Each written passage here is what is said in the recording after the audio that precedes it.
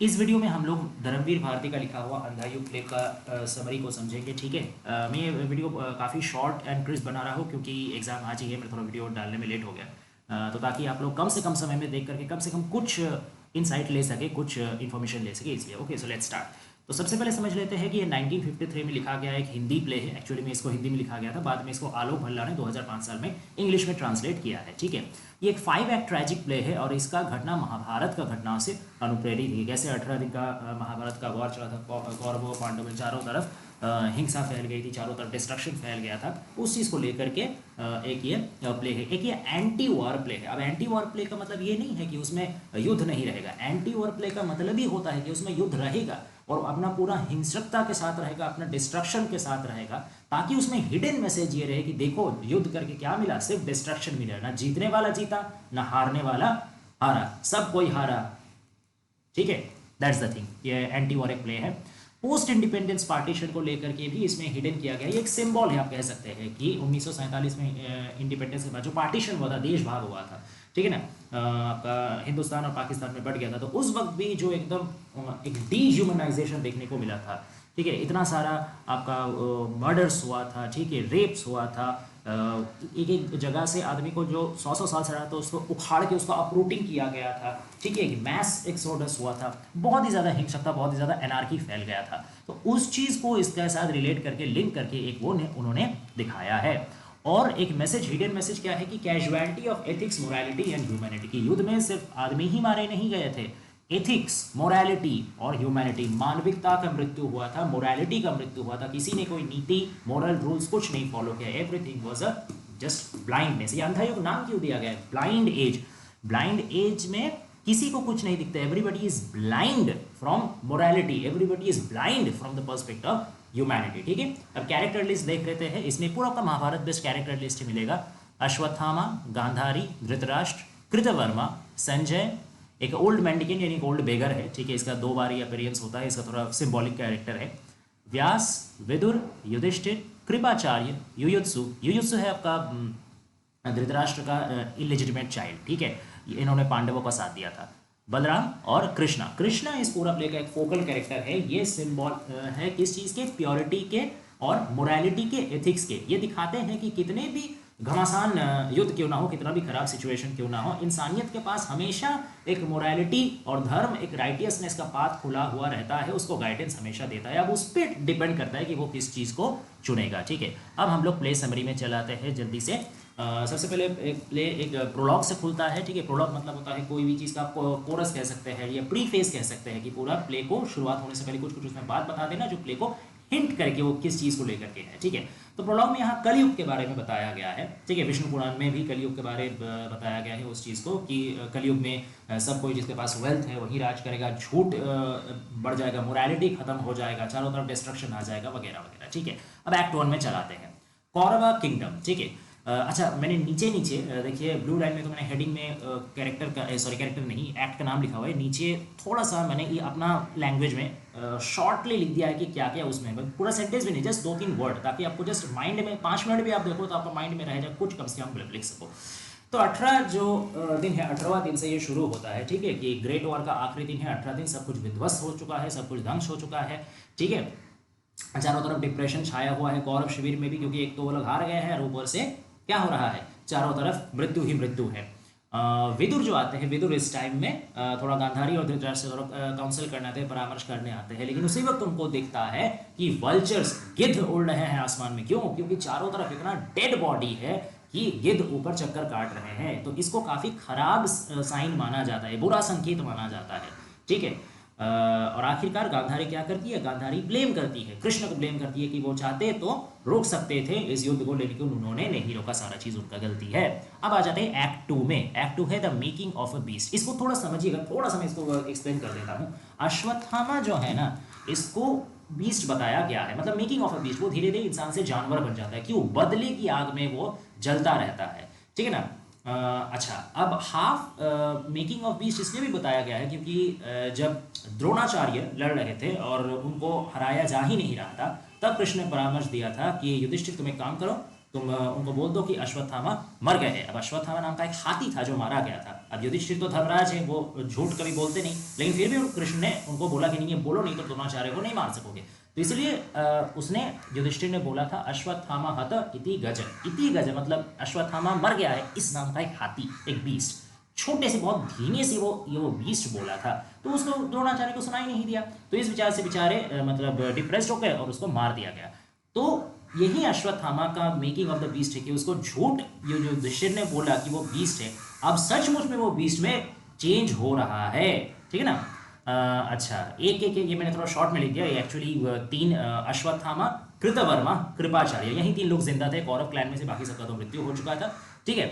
और ये लोग ही बैठ करके काफी डिप्रेस भी थे कि बाकी सब लोग मर गए। अश्वत्थामा बहुत रिवेंजफुल था कि अब तो मैं इसका बदला लेके रहूंगा। संजय क्या है, संजय आपका धृतराष्ट्र और गांधारी को सारा न्यूज देता था। उसके पास एक विजनरी पावर था कि वो बैटल फील्ड में जाए बिना भी कुरुक्षेत्र में क्या क्या हो रहा है सब चीज देख सकता था अपने दिव्य आंखों से, और वो वर्णना करता था। लेकिन अब बेचारा वो डर गया कि कैसे, किस मुंह से वो बोलेगा धृतराष्ट्र के आपके बच्चे लोग मर गए, कौरव हार गया है, वो बेचारा डरा हुआ है, ठीक है। अश्वत्थामा अब एक ओल्ड बेगर को मार देता है। याद है ओल्ड मेंडिकेंटा, मैंने आपको पहले कैरेक्टराइजेशन बोला था। ये ओल्ड बेगर आकर के मतलब र्यूमर फैलाता है कि झूठा बात फैलाता है कि कौरव लोग जीत गए। तो ये सुन के अश्वत्थामा का दिमाग और गर्म हो जाता है, वो मार देता है, ठीक है। अब आता है third act, the half truth of Ashwatthama. बहुत इंपॉर्टेंट एक्ट है, ध्यान से समझिएगा। तो हाफ ट्रूथ ऑफ अश्वत्थामा वही जो मैंने बताया कि अश्वत्थामा नाम का एक बीस्ट मर गया था, तो उसी चीज को लेकर के द्रोणाचार्य को मार दिया गया। That is the half truth regarding Ashwatthama. Sanjay अब क्या करता है, संजय अब बताता है, थोड़ा सा साहस लेकर के, क्यों बताना तो है ही, तो संजय बताता है। अब एंट्री होता है किसका, युयुत्सु का। युयुत्सु मैंने बताया था धृतराष्ट्र का इलीगल सन है, ठीक है, जो जिसने पांडवों का साथ दिया था। अब वो आता है, उसको देख के सब कोई डर जाते हैं, उसको लगता है कि पांडवों का साथ है तो हम लोग और मारकाट करने आ रहा है, ठीक है। गांधारी अब उसको जम के इंसल्ट करती है कि हाँ भाई चलो इसके लिए एक बेड तैयार किया जाए, अपने भाइयों को काट के आया है तो रेस्ट तो मिलने बनता है, तो बहुत उसको इंसल्ट करती है, ठीक है। दुर्योधन क्या है, दुर्योधन को अब डेथ, अच्छा अब दुर्योधन और भीम के बीच में अब गदा युद्ध होता है, मल्ल युद्ध होता है। इसमें बलराम क्या करते हैं, बलराम दोनों को ही सिखाते हैं कि कैसे कैसे गदा युद्ध किया जाता है। वो इम्पार्शियल थे, वो कृष्ण के जैसा वो साइड नहीं लेते, वो इम्पार्शियल थे, वो दोनों को ही बराबर सिखाए थे। लेकिन क्या होता है कि जब गदा युद्ध होता है तो कृष्ण ने सजेशन देते हैं भीम को कि भीम तुम दुर्योधन के थाई में वार करो, ठीक है, क्योंकि बाकी सारा पार्ट उसका स्टोन जैसा बन गया है, उसमें तुम कितना भी आघात करोगे नहीं मरेगा। और गदा युद्ध में, मल्ल युद्ध में नियम है कि थाई के ऊपर आघात नहीं किया जा सकता। तो रूल ब्रेक करके जो भीम ने थाई के ऊपर दुर्योधन का आघात किया था और दुर्योधन मर गया था, इस चीज से बलराम भी बहुत गुस्सा हो जाता है कि तुमने रूल तोड़ा है, ठीक है ना। और ये खबर अश्वत्थामा तक पहुंचती है तो वो और गुस्सा हो जाते हैं। वो अब सोचता है कि अब तो कैसे भी करके मैं भी पांडवों को मार के रहूंगा, उसको विनाश करके रहूंगा। अब जो ये तीनों है, अश्वत्थामा, कृतवर्मा, कृपाचार्य, जो बैठे रहते हैं, ठीक है, एक पेड़ के नीचे वो लोग थोड़ा रेस्ट करते हैं। उस वक्त अश्वत्थामा का नजर में आता है कि पेड़ में एक आउल है, ठीक है, एक उल्लू है, वो सोता हुआ कौवा को मार दिया। इस चीज से उसको आइडिया है चलो मैं भी तो ये कर सकता हूं, जब पांडव सोए हुए रहेंगे, निहत्ते रहेंगे, डिफेंसलेस रहेंगे, तब जाके मैं सबको बर्बाद करके आऊंगा, ठीक है। अब आता है कि इंटरल्यूड। इंटरल्यूड का मतलब है कि मतलब इंटरवल किस्म का, ठीक है, बीच में एक्ट्स का बीच में एक थोड़ा कुछ थोड़ा सा डिस्क्रिप्शन टाइप का जो आपको एक एक्ट से दूसरा एक्ट को लिंक करे, ठीक है, एक ब्रेक भी कहा जा सकता है। अब इंटरल्यूड में वही ओल्ड बेगर का गोस्ट आता है, जो ओल्ड बेगर र्यूमर फैला रहा था कि कौरव लोग जीत गए, अश्वत्थामा गुस्सा में उसको मार दिया, तो उसका गोस्ट आता है, ठीक है। अब वो कुछ कमेंट्री पास करता है, ठीक है, वो व्हील के साथ तुलना करता है। युयुत्सु को वो एक ऐसा चक्र, एक ऐसा व्हील के साथ तुलना करता है जो कि अपना डायरेक्शन से खो गया है। एक्चुअली तो कौरव क्लैन से बिलोंग करता है, लेकिन वो सपोर्ट किस हो गया था, पांडव को, तो अपना दिशाहीन हो चुका है। संजय को एक व्हील के साथ तुलना करते हैं कि संजय जो क्या है, वो एक छोटा व्हील है या यूजलेस व्हील है, क्योंकि उसको डिपेंड करता है कुरुक्षेत्र में जो हो रहा है वही वो बताएगा, अपने से उसका कुछ बोलने का या करने का क्षमता है नहीं, ठीक है। अब ये गोस्ट देखता है कि अश्वत्थामा बहुत गुस्से में पांडव कैंप की तरफ जा रहे हैं, लेकिन पांडव कैंप का बाहर कौन गार्ड दे रहे हैं, शिव जी। बस इतना तक देख करके वो जो बेगर का गोस्ट है वो चल जाता है। अब आता है एक्ट 4, गांधारी स्कर्ट्स। ये भी बहुत इंपॉर्टेंट है, ठीक है, प्ले का पर्सपेक्टिव से। तो यहाँ पे क्या दिखाता है कि शिव जी जो है वो रोकते हैं अश्वत्थामा को, ठीक है, और फिर अश्वत्थामा को समझाते हैं और उनको ये भी आसरा भी देते हैं कि चलो कोई बात नहीं, पांडव का अब अंत नियर है, ठीक है। फिर वो अंदर घुसता है, अंदर घुस करके वो जब सोए हुए जब सहते सबसे पहले धृष्टद्युम्न को मारता है, फिर जो जितना भी वहाँ नारी पुरुष रहता है जो सोया हुआ सबको मारता है और 5 पांडव जूनियर यानी पांडव के जो 5 संतान हैं उनको मार देता है। और उसको लगता है कि वो पांडव है, 5 पांडवों को उन्होंने मार दिया, बट एक्चुअली उसके बच्चे को मार देता है। यहां तक कि जो उत्तरा नहीं अभिमन्यु के वाइफ, वो प्रेग्नेंट थी, उसका पेट में पांडवों का जो आने वाला प्रजनन था वो था। अश्वत्थामा इतना गुस्से में रहता है कि उसको भी मारता है। वो सोचता है कि कोई मतलब एक जैसे मेरा पूरा कौरव क्लैन को तबाह कर दे, मैं भी पांडव क्लैन को तबाह कर दूंगा, उसका वंश को निर्वंश कर दूंगा। तो इसलिए वो निकालता है ब्रह्मास्त्र। ब्रह्मास्त्र एक ऐसा वेपन है जो पूरा विश्व जगत संसार को ध्वंस करने का क्षमता रखता है। उसको बस एक ही व्यक्ति रोक सकते हैं, आप समझ ही सकते हैं कौन रोक सकते हैं, वो है कृष्णा जी, और वही आखिरकार रोकते हैं। ठीक है। और वो बहुत गुस्सा में आकर के अश्वत्थामा को ये भी बोलते हैं कि तुम इतना पागल हो गए हो अंधे में, तुम गुस्से में तुमको कुछ दिख नहीं रहा, तुम भी अपने जिंदगी में कभी खुश नहीं रहोगे, तुम भी हमेशा तुम जीते रहोगे। ठीक है, तुमको शांति का चैन का मौत कभी नहीं आएगा। ठीक है, कुत्ते जैसा इधर उधर घूमते रहोगे वुंड लेके ये लेके, लेकिन तुमको मौत नहीं आएगा, मौत का शांति तुमको नहीं मिलेगा। ठीक है। अब क्या होता है कि गांधारी तक ये खबर पहुंचता है कि अश्वत्थामा ने ऐसा बहुत वीर का काम किया, एवेंज कर लिया, सबको बदला ले लिया। तो गांधारी बहुत खुश हो जाती है।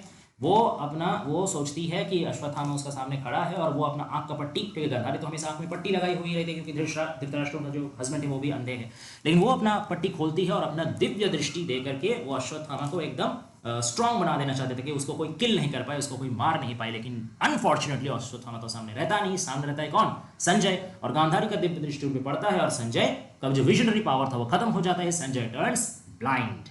ठीक है। कृष्ण को आखिरकार वो सारा चीज का जिम्मेदार फिर से ठहराती है गांधारी की, सारा जो ये हिंसकता हुआ, सारा जो मेरा बेटा मर गया, सारा बर्बादी हुआ, सारा का जिम्मेदार तुम हो। मैं तुमको भी श्राप देता हूं कि तुम्हारा जो यादव वंश है ना, जैसे मेरा कौरव आज लड़ लड़ के अपने में मर गया, एक भी कौरव नहीं है, तुम्हारा भी यादव वंश एक दिन लड़ लड़ के मर जाएगा, एक भी नहीं रहेगा। और कृष्णा इस कर्ज को एक्सेप्ट कर लेते हैं। हालांकि इसके बाद गांधारी को थोड़ा सा मतलब रिपेंट होता है, अफसोस होता है, लेकिन कृष्ण उसको सांत्वना देता कि कोई बात नहीं, चलो तो मुझे एक बार मरने का ये क्या दोगे, मैं ही तो जगत संसार में समाया हुआ हूँ, जो कौरव इतना कौरव मरे हैं, इतना पांडव में से मरे हैं, सब कोई मरा है, सब कोई सफर किया है, वो मैं ही बार बार मरा हूँ, मैं ही बार बार सफर करा हूँ। ओके।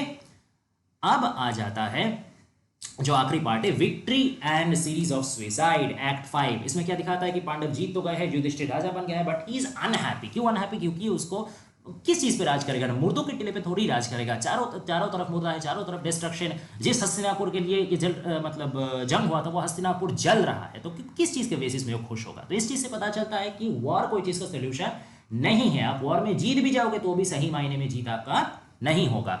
अब धृतराष्ट्र, कुंती, गांधारी और संजय ये चारों चल जाते हैं वानप्रस्थ में। ठीक है, मतलब आपका जंगल में चल जाते हैं। वो लोग अब करेंगे ही क्या, सब चीज तो हो ही गया, जंगल में चल जाते हैं। अब एक दिन जंगल में लग जाता है आग, फॉरेस्ट फायर। उस फॉरेस्ट फायर में धृतराष्ट्र, कुंती, गांधारी तीनों ही जल के मर जाते हैं। संजय वुंडेड हो जाता है, बहुत ही फेटली वुंडेड हो जाता है। अब क्या होता है कि जो युयुत्सु था, ठीक है, वो जो कौरव की तरफ बैठा था सिंहासन में, वो भी आखिरकार अपने अफसोस में तड़पता रहता है कि मेरी ही वजह से, कहीं मेरी विश्वासघात की वजह से मेरा पूरा वंश तबाह हो गया, मैं क्या करूंगा जिंदा रह के। खुद को वो स्टैब कर देता है, छुरी मार देता है, सुसाइड कर लेता है। अब एकदम आखिरी जो है एपिलॉग, एपिलॉग यानी जैसे प्रोलॉग था कि प्ले का शुरुआत में कुछ हिंट देना, एपिलॉग एक कंक्लूजन आप कह सकते हो कि पूरा प्ले के अंत में एक समराइज करने एक मैसेज देना। ठीक है। Death of the Lord, death of the Lord यानी कृष्णा का जो मृत्यु है। अब जो यहाँ पे अश्वत्थामा है, मैंने थोड़ा सा शॉर्ट में ऐश लिख दिया है, अश्वत्थामा क्या करता है, फिर से आता है और कृष्ण को क्या करता है, ब्लेम करता है। ये आप देखो पूरा प्ले का थ्रू ही यहाँ ना एक ब्लेम गेम चल रहा है। सब कोई जो है कृष्ण जी को ब्लेम कर रहे हैं, सब कोई जो है अपने ऊपर कोई दोष बन रहा नहीं। हालांकि इसमें सब कोई का कंट्रीब्यूशन है, सब कोई अपना अपना मोरालिटीज का चॉइस है, सब कोई अपना अपना फायदा के हिसाब से, सब कोई अपना अपना गुस्सा के हिसाब से ही कुछ ना कुछ गलत काम किया है। ठीक है, लेकिन सब अपना दोष कोई नहीं ले रहा, सब किसको दोष दे रहा है, कृष्ण जी को। तो ये सिंबलाइज करता है कैसे आजकल का मॉडर्न जमाना में, ब्लाइंड एज में, डार्क एज में, कलयुग में मोरालिटी के ऊपर सब कोई दोष मंडरा देता है, अपना काम का गलती का एक्सेप्टेंस कोई नहीं करता है। That is the problem, that is the root cause, that is the root problem. ठीक है ना। तो अश्वत्थामा आके फिर से ब्लेम करता है। ठीक है, कृष्ण जी का हाँ तुम्हारी वजह से हुआ, ये हुआ, वो हुआ। अब इतना बीच में क्या होता है कि जारा आता है, जारा एक हंटर है, वो कृष्ण जी का पैर को समझ लेता है हिरण, चला देता है विष वाला तीर, और वहीं से कृष्ण जी का क्या हो जाता है, मृत्यु हो जाता है। उनका जो नीला खून निकलता है, ठीक है, उनसे उस खून का टच में आकर के अश्वत्थामा का ये जो श्राप था कृष्ण जी ने जो दिया था कि हर समय तुम जिंदा रहोगे, ठीक है, कभी मरोगे नहीं, पूरा बदबूदार तुम्हारा वुंड होगा, तो वो धीरे धीरे जख्म भी उनको मतलब ठीक हो जाता है। और एक कोरस आता है, कोरस मतलब एक साथ सब कोई मिल करके कुछ आदमी मिल करके एक गाना या पोइट्री का थ्रू कुछ मैसेज देना दर्शकों को। और कोरस ये मैसेज देता है कि कृष्ण जी का मृत्यु का साथ साथ ही क्या शुरू हो गया, कलयुग शुरू हो गया, यानी ब्लाइंड एज, डार्क एज चालू हो गया। तो ये था पूरा प्ले का एक समराइज जैसा। आशा करते हैं आपको पसंद आया होगा। अगर डिटेल वीडियो किसी को चाहिए तो वो प्लीज कमेंट डाउन करो, मैं डिटेल वीडियो भी ला के दूंगा। And thanks for watching and all the best for exam.